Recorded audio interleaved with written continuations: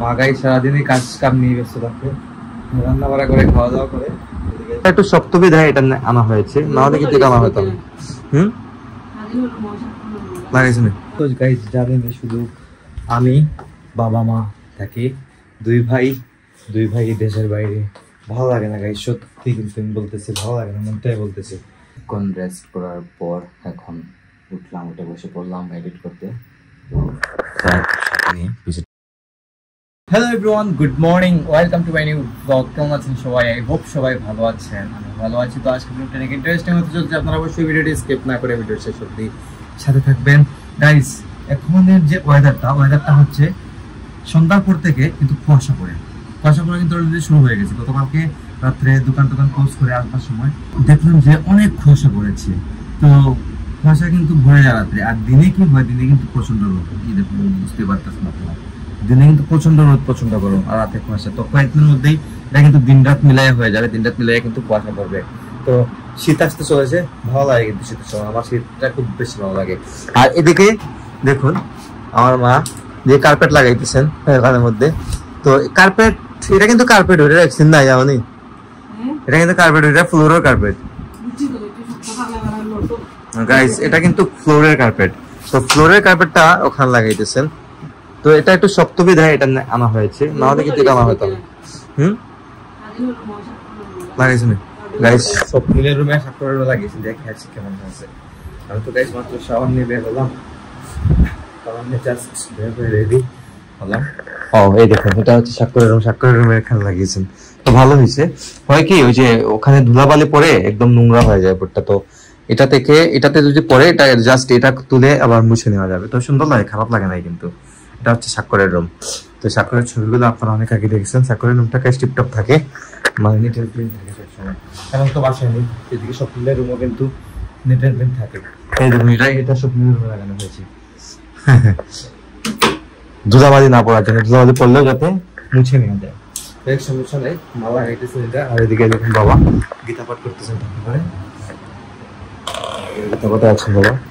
যাই হোক, তো মায়ের সাথে কিছু করা যায় কিনা এখানে ধরার জন্য বলতেছেন। ফারমান কাটতে না তেরা হয়ে যায় গাইস, আঁকা বাঁকা হয়ে যায় কিন্তু একদম যে নিটেন ভাবে যে একবার সোজা কাটা, এটা কিন্তু হয় ওইটা না। দেখছি এটা একটু পারা যায় না আসলে, এখন আবার কাটা লাগবে না গাইস, এখন আবার ওই সাইডে দিয়ে কাটে এটাকে সোজা করবেন। যাই হোক, তো আমি এখন যাবো নিচে গিয়ে পোস্ট ওয়ার্কআউট মিলটা নিবো, ওয়ার্কআউট করতেছি। আজকে লেগে ওয়ার্কআউট হয়েছে গাইস, খুব ভালো ট্রেন হয়েছে কিন্তু। তো এভাবে যদি রেগুলার টাইম মেনটেন করতে পারি, তাহলে কিন্তু আবার আমি সাবেক জায়গায় চলে যাবো। হ্যাঁ মানে হ্যাঁ, কিছু বলার নেই আসলে, বুঝে নেই আপনারা। মায়ের সাথে আবার কাজ করতেছি, তো কথা হচ্ছে আর আসি গিয়ে দোকান থেকে। তারপর গাইস, আমাদের ঘরে এখন হচ্ছে সবার রেস্টের টাইম, খাওয়া দাওয়া করে মাত্র উঠলেন সবাই, আর আমিও খেয়ে দিয়ে আসলাম উপরে। দেখুন সূর্য কিন্তু ডুবার প্রস্তুতিতেই আছে, তারপরেও কিন্তু ঘন্টা দেড় ঘন্টা লেগে যাবে ঢুকতে ঢুকতে। দেখুন মা বাবা রেস্ট করতেছেন, বাবা শুয়ে আছেন, আর মা বসে গেলে তুমি দাঁড়াবো ঠিক আছে। সেলাই করতেছে না, এদিকে দেখুন ভিডিও চলতেছে কিন্তু অন্যর ভিডিও আমার এখানে আসলে কিন্তু কপিরাইট চলে আসতে পারে। তো কি তার রেস্টুরেন্টে দেয়নি? গাইস, মা গাইস সারাদিনই কাজ কাম নিয়ে ব্যস্ত থাকে, রান্না বাড়া করে খাওয়া দাওয়া করে, সেলাই করতে এখন। তো খরচ লাই না কিন্তু মাস লেটে করতেছেন। আর গাইস, ঘরে তো গাইস জানেনই শুধু আমি বাবা মা থাকি, দুই ভাই দেশের বাইরে। ভালো লাগে না গাইস, সত্যি কিন্তু আমি বলতেছি ভালো লাগে না, মনটাই বলতেছি।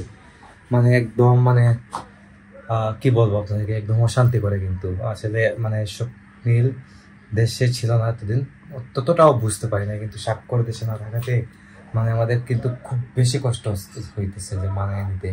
এখন পর্যন্ত কিন্তু মানায় নিতে পারতেছি না, অনেকদিন হয়ে গেছে যদি স্বাক্ষর দেশে বাইরে গেছে। যদি গাইস স্বাক্ষর আসতে পারবে, স্বাক্ষর 6 মাস পর পরই দেশে আসতে পারবে, ওর আসার স্কোপ আছে। কিন্তু স্বপ্নিলের তো গাইজ এরকম কোনো স্কোপ নেই যে 4 মাস 6 মাস পরে পরে চাইলেই আসতে পারবে। হ্যাঁ, চাইলেই আসতে পারবে, ও ওখানে সিটিজেন হয়ে গেছে কানাডাতে।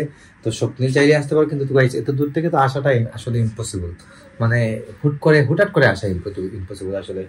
তো স্বাক্ষর চাইলে আসতে পারবে, এটা যদিও গাইজ এখন ওর এক্সাম চলতেছে, এখন তো আর আসতে পারবে না।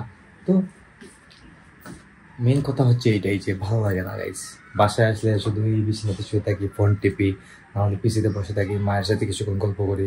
কত গল্প করা যায়, কত আপনি কি করবেন। তারপরে তো গাইজ কাজ কাম নিয়ে ব্যস্ত থাকি, দোকানে থাকি বিদায় ততটাও ভালো মানে বাধে না আসলে। তো মায়ের তো গাইজ খুব বেশি মানে বাড়তেছে, মানে খুব কষ্ট লাগতেছে। তো কষ্ট লাগলে কিছু করার নেই, লাইফ নিয়ে আগাতে হলে তো গাইজ মানে যেতে হবে, দেশের বাইরে যেতে হবে, বা যে কোনো কিছুর জন্যই ঘর ছাড়তে হবে। ঘর না ছাড়লে লাইফ নিয়ে আগানো যায় না। যদিও আমি ছাড়ি নাই, আমি বিজনেসেই আছি, বাবার বিজনেসে, কি করবো, কিছু করার নেই। যাই হোক, অনেক কিছুই বললাম, এখন একটু রেস্ট করবো, মাথাতে প্রচণ্ড পেইন করতেছে, কারণ সকাল অনেক তাড়াতাড়ি ঘুমতে উঠি। তো আজকেও 7টার সময় ঘুমতে উঠেছি, উঠে জিম টিম করে এসে দোকান খুলে দোকানের কাজ সেরে, নিজেরও অনেক কিছু কাজ থাকে বাইরে প্রতিদিনই। তো এগুলো সারতে সারতে মানে সারাদিন চলে যায়। আর দোকান তো আর মেনটেন করতে হয়, দোকানেও বাবা আছেন, আমিও থাকি, আর মানে ততটা ঝামেলা হয় না, দুইজন থাকার কারণে তেমন একটা ঝামেলা হয় না। যাই হোক, তো প্রতিদিনই কাজ থাকে, তাই মাথাতে পেইন করে প্রতিদিন।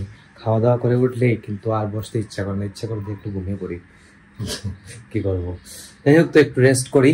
অনেকক্ষণ রেস্ট করার পর এখন উঠলাম, উঠে বসে পড়লাম এডিট করতে। নিয়ে পিসিতে বসে পড়লাম, ভিডিও এডিটিং করবো। সকাল 9টায় ব্লগ চলে আসবে, ফেসবুকে কিছুক্ষণ পরে আসতেছে। আজকের ব্লগটা আমি এখানে এন্ড করে দিচ্ছি। আপনারা আমাকে ফলো করতে চাইলে আমার ফেসবুক ইনস্টাগ্রামে ফলো করতে পারেন, আমার ফেসবুক ইনস্টাগ্রাম লিঙ্ক নিচে ডেসক্রিপশনে পেয়ে যাবেন। অ্যান্ড আই হোপ আজকে ভিডিওটা আপনাদের ভালো লেগেছে। ভিডিও ভালো লাগলে অবশ্যই লাইক করবেন, কমেন্ট করবেন, শেয়ার করবেন, এবং চ্যানেল ভালো থাকলে সাবস্ক্রাইব করে আমাকে সাপোর্ট করবেন। তো দেখা হচ্ছে নেক্সট ভিডিওতে।